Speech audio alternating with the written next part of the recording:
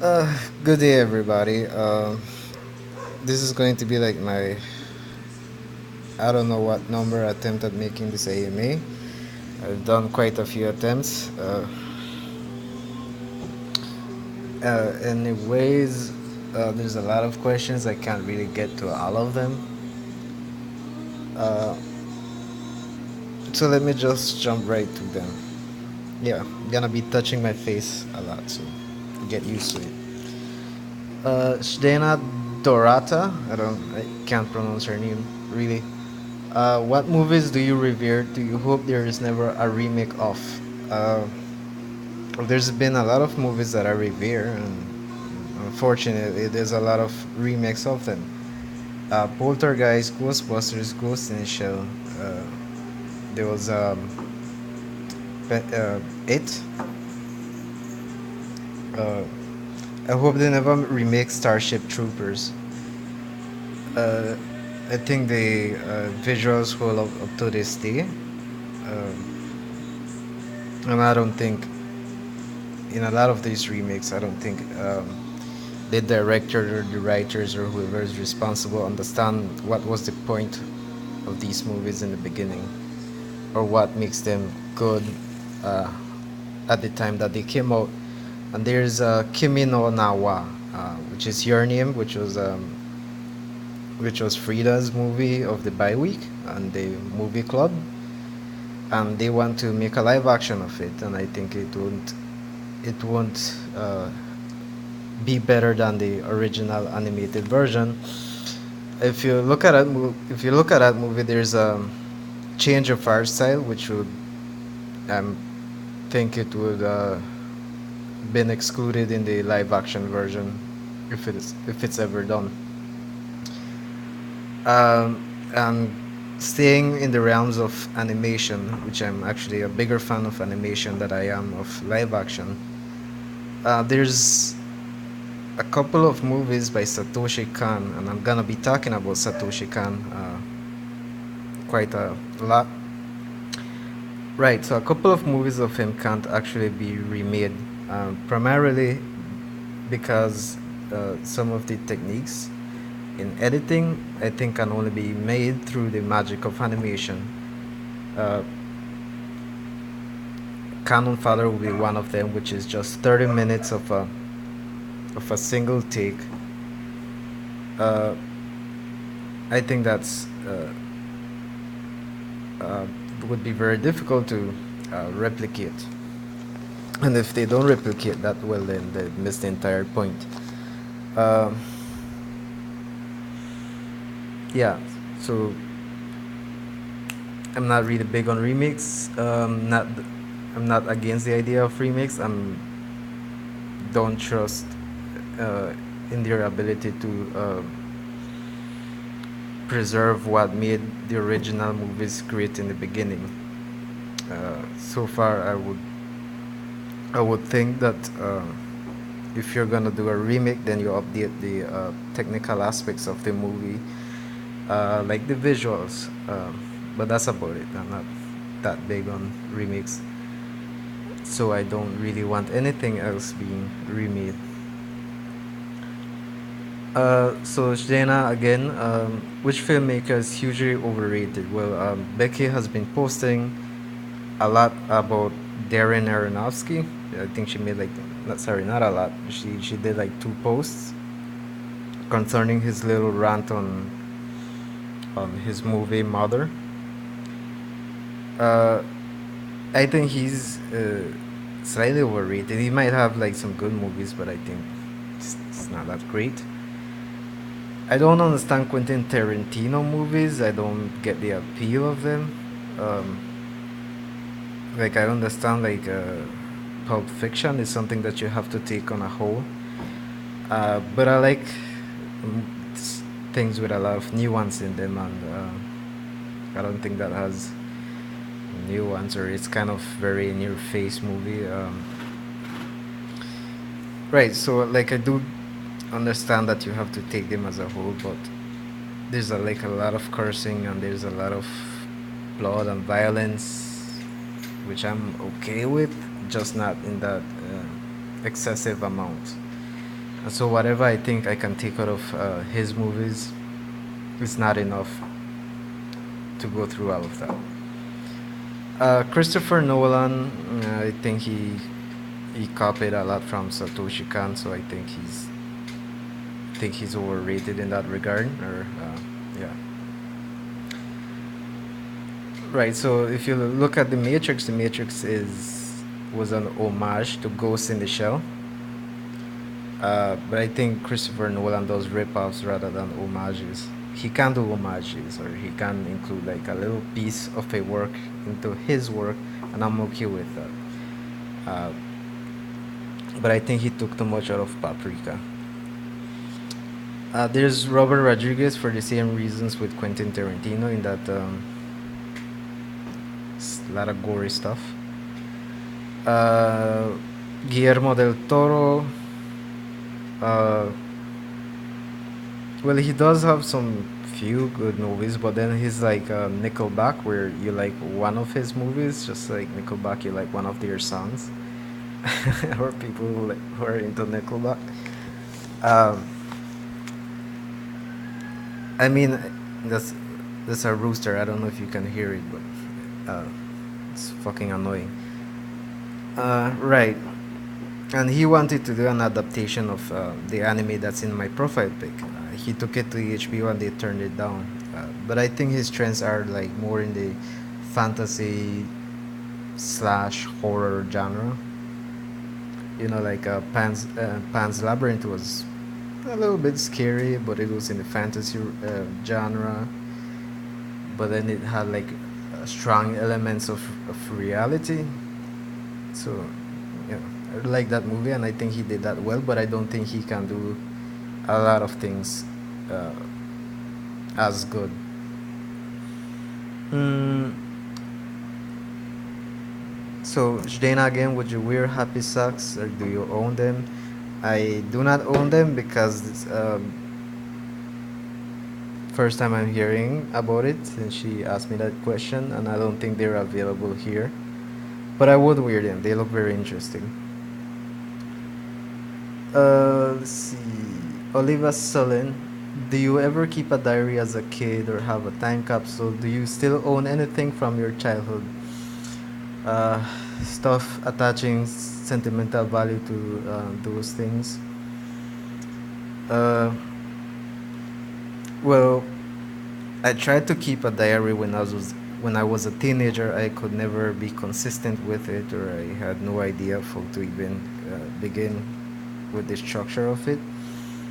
But I attempted it and I just dropped it. I wrote a lot of poetry, not I hate my dad poetry, not romantic stuff. It's more like things that I observed in people. Uh, I don't really own a lot of toys. I'm not very sentimental when it comes to attaching value to objects. I think I pretend I do. Uh, Maybe I should have done that a little bit more. I have a skateboard and I have a couple of pieces from my woodwork class that I still own. Uh, I wrote essays and I think those have a lot more value to me. Unfortunately, I didn't know about cloud storage, so when the computer went in, all of that got lost. There's there was a hard copies of them, which I had in my old room, and so when I went to fetch them after I had moved out, my mom had just thrown them all away. Um, and that one was particularly painful. That one because it had a little sting on it. Now let's move on to Rebecca. What is an example of a near perfect movie or TV show? What makes this movie perfect or almost perfect? Well, there's a subjective value to when it comes to movies, music, books, uh, or paintings. But there are characteristics within which, in my opinion, we can say are good or bad, objectively. Like in literature and storytelling, the presence of Deus Ex Machina or bad acting in movies. And I think World's Greatest Dad has the best of both worlds. Both worlds, excuse me. It has a subjective value in the sense that you can relate to the characters, even the shitty ones. Uh, Not a subjective value if you have a preference for dark comedy. Now, in World's Greatest Dad is dark comedy, and it's not shock value. Shock value comedy is more like you make a Holocaust joke. World's Greatest Dad actually plays with your emotions. It's not just stupid dick jokes. Uh, the acting is great. The soundtrack is great. Robin Williams is in it, and of course, as I said, the dark comedy is well made. Uh, I guess well made. Anyways. Millennium Actress, which is again by Satoshi Kon. He kind of abuses a match cut in there, but I think it works. The story is more cohesive. It's more understandable than it was in Paprika. Uh, Another stronger point in Millennium Actress is there's no fan service. There isn't like the typical tropes and cliches that anime tends to fall under, and there wasn't a single boob shot in Millennium Actress. It's a really lovely story, and it blurs the lines between reality and fiction. And similarly to Paprika and of course Inception, is that that it's about movies itself, and so it's more like a movies, several movies within a biographical documentary, biodoc. I don't know how you call those, but right. So it has that element of Paprika and Inception, dogs, fucking neighbors. Uh, right. I recommend that you look at Millennium Actress. Very beautiful film. Let's move on to okay. So Rebecca's asking me what are three albums that would describe who I am. Uh, well, I had Pablo Honey, which makes up my profile name. It's part of it. I think it kind of just sounds great, but it's not really describing me. I guess I would go more with OK Computer. Um, but I'm bigger on singles, and I can't really name any other two albums that I think describe me. Uh, I don't know. What is something that is wholly irrational but you would still believe in regardless? And that's by Rebecca again. Uh, I don't really hold a lot of irrational beliefs, like not into horoscopes, not into beliefs in God. When we die, we die. And I'm gonna go to Leon when it comes to death. Um, but I think that the most irrational thing that I believe in is similar to Darren Aronofsky and his little rant that Rebecca posted here. So I kind of tend to have like those thoughts about humanity uh, and the state of the earth, whatever. Um, I don't think it's entirely irrational, but I do think it might actually come from a place of emotion, or my emotions might be making me more pessimistic in that sense. Um, yeah, but I don't think I hold. Maybe visual typing might be another thing, which I guess is slightly irrational, or I guess which can be disproven easily. But I don't think so. Uh, what's something like this is Jared Harsani. What's something people pressure you to do that you never want to do? I don't want to. Well, it's not necessary that I don't want to do it, but when it comes to having children, there's a lot of societal pressure. There's pressure from family. There's pressure from fucking strangers, even. Uh, but that's something I don't want to do, and I think it's irresponsible to have children. I think, and there's a greater philosophy that goes behind why I don't want to have children. I think having children is very cruel and unethical, actually. Uh, I mean, I actually do like children. Like, they're very cute. They're adorable. But that's something I'm not gonna cave into. Uh, Maybe like through adoption, but it's kind of difficult in this country. So Jared Harsani again, how do you stand against peer pressure? I guess this might be something that's big with ISTJs. Um,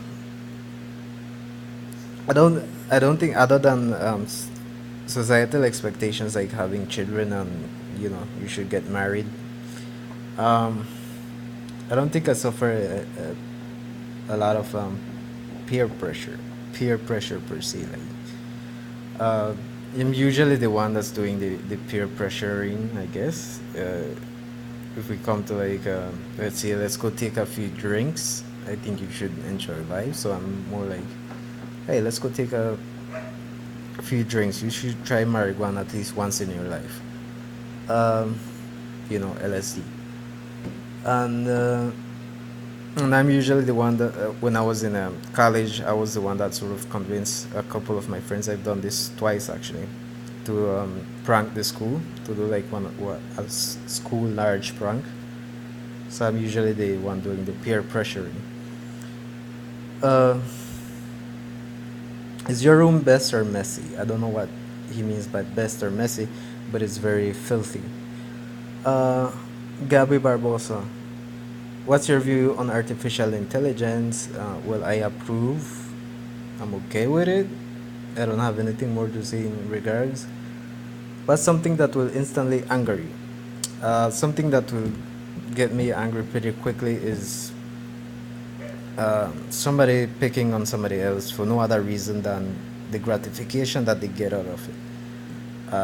Essentially bullying, uh, for no, just for the sake of bullying. And there's a lot of this going on online, and don't tend to trust um, a lot of the debates that go on, because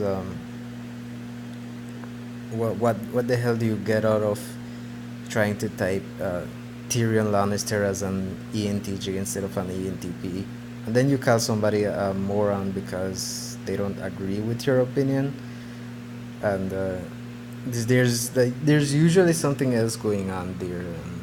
I'm very skeptical about that, but I think that's kind of them sort of baiting someone into coming into a debate, uh, so that they can call them a moron, or sort of have that superiority complex even online, which in my opinion is kind of pathetic. Uh, I could understand that at least in politics, you call somebody else a moron because it's bigger. It's a bigger deal talking about politics.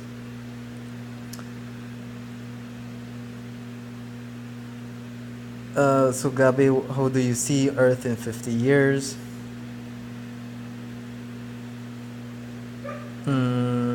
Well, concerning the Darren Aronofsky thing, his rant like thing, I give it 25 years when we start to see shit happening. Uh, and again, this might be coming out of a place of emotion, but there's also a lot of more. There's a lot of people that, not people. There's a lot of predictions, non-religious predictions, that are coming up with like a decline of certain species, like the ocean might not be able to withstand sea life. But I'm not sure if that's just them doing wrong calculations, or I don't know how they come up about it. But yeah, give it 25 years. Uh, if you could rename an animal, what would it be and how would you call it? Well, I love jumping spiders. I think they're very cute, so I named them INFP spiders. That was by Gabby. So, Gabby, again, what's your political orientation and how opposite or close your views align with Belize's political system? Well, uh, I'm sort of closer to what you would, the American version of Democrats. Sorry, fuck that. Scratch that. I'm closer to Democrats in the U.S. I guess, or sort of the liberals, the center left leaning liberals, or maybe more like Bill Maher. I guess that's where I stand on politics. Uh, I haven't really thought about politics in a good while. Uh, I think it's very different than my country's political system because this is a Westminster Parliament, um, and it kind of lends itself to nepotism. And usually there's really isn't a lot of discussion when it comes to the underlying philosophies behind the two predominant political parties. Uh, there is usually just that guy is a scam artist, and the other side kind of goes, well, no, you are the scam artist. Well, it does tend to happen in the other parts of the world. I think here is one of the places where there is no other discussion beyond that. So Jared is asking me like a very tough question here. Both Gabby and Rebecca are hanging off a cliff 20 feet apart from each other. You can save both, but when you save one, you run the risk of the other falling off and dying. Who do you save first and why? Alright, so if I save one first, between Gabby and Rebecca, the other one runs a risk of falling. But Rebecca knows how to rock climb, so I guess I'll save Gabby first. But I think this takes out some of the excitement of the hypothetical question in which I have to choose. So I guess after I'm done saving them both, I would make them fight to the death, or whoever loses, I throw off the cliff.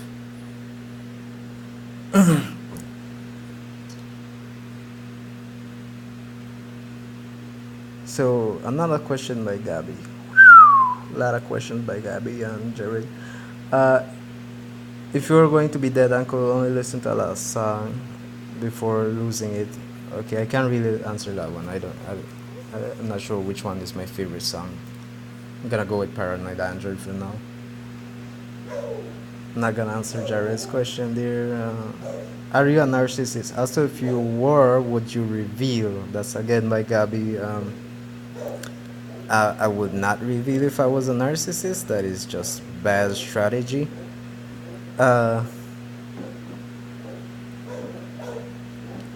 I don't think I am a narcissist. I've contemplated the thought of whether I'm a narcissist, and I have legitimately come across a narcissist, a communal narcissist to be specific. Uh, they're very horrible people. I only had contact with them for like a very short period, not like a year. But for months I had to interact with one, and so if you go online and you bring up the topic of narcissism, there's usually like whoever wants to educate you because they're experts. They go on a tirade on you, and so they do a lot of these sort of tactics to make you feel like shit because you don't agree with them. Well, I kind of tend to understand part of that reaction, and I still don't like it. I do tend to understand it though. Uh, mm, I mean, there's a lot of bullshit when it comes to narcissism. Uh, when it comes to the topic of narcissism, and one of them that I've heard is, narcissists don't like their pictures taken. I don't know where they came up with that nonsense. I'm not sure I want to validate that right now. If you had the opportunity to talk to any deceased philosopher, with whom would you like to talk to? That's by Gabby again. Uh, Schopenhauer. Schopenhauer. Yeah, so far what I've read, I like about Schopenhauer, his works, but I don't really have much to say on that. Um, do you believe cane sugar is healthier than high fructose corn syrup? Uh, well, based on something that I saw on the Discovery Channel before it started airing all of those nonsense programming. Uh, Apparently, cane sugar is slightly healthier than high fructose. Has to do, I guess, with um, how it interacts with your brain and makes you more addicted to high fructose corn syrup rather than regular cane sugar. I don't know if that's true, if that's verifiable. Uh, but so far from what I saw on the internet is that cane sugar is gonna get converted to high fructose corn syrup either way. But it's still better if you believe that it's healthier for you. What is your favorite color carpet? Now, see, she's ISTP. Because I didn't know what she was asking me when I first saw that. Uh, but as long as there's at least a patch of carpeting, I'm okay with it. I'm not. I don't buy it that it's healthier for you to not have carpet. I think that's horseshit. But at least have some carpet. Why Do We Die? What Happens After to Our Consciousness by Leon Blackburn. Yes, I'm calling him Leon, or Mr. Kitty Blackburn. Yeah. Uh, I think when we die, that's it. Your consciousness doesn't continue. It used to be the fact that, hopefully we would see our legacy through a book, but now it's all through Facebook. And even so, when you die, that's it. Your consciousness doesn't continue. And we die because our bodies can no longer work. And that's it. So, Shvenjins has a lot of questions for me. I'm gonna stay away from the more philosophical stuff because I haven't visited philosophy in a good while now. How do you handle episodes of loneliness? Well, when I'm feeling lonely, I go outside and I meet someone, or I just go to a friend's house. And if my friends are being boring people with boring children, then I just go away and I meet somebody else. Uh, but yeah, I mean, I still find it true that if you're around people, you can still feel loneliness. So it's kind of a tricky thing, right? I mean, you do meet great people every now and then, but there's a lot of work in the process. If you were to reinvent the spectrum of human emotions as we now know it, what terms would you use? To clarify, you can regroup sensations and emotional affects together in new ways, thereby creating a whole new spectrum of emotionality. So regrouping sensations and emotional affects. How would I do it? What would I do? And he's asking me this because he's curious. Well, if he's curious, then reality will satisfy your curiosity because it's already very interesting. And I'm gonna go back to that bullying thing that I really dislike. People are already complex, right? They can feel pleasure from pain, or they can take joy in suffering. Uh, you sort of mostly refer that to masochism. It doesn't necessarily stay within the realms of sexuality or sexy time. And even in sexy time, it can fuck up a lot of things. While it makes it exciting, I sort of tend to believe that it messes up a lot of things for people. Uh, that in the long term, it hasn't really been beneficial to us. And so I would do away with masochism, and I would also do away with sadism. Uh,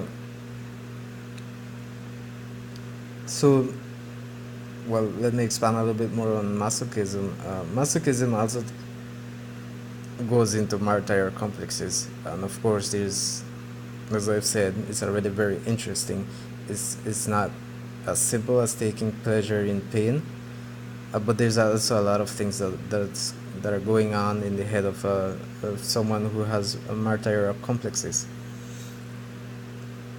Like look at me, I'm suffering for you, and there's a little bit of narcissism in there. What, according to you, is so offensive that you will never forgive a person for doing or saying it?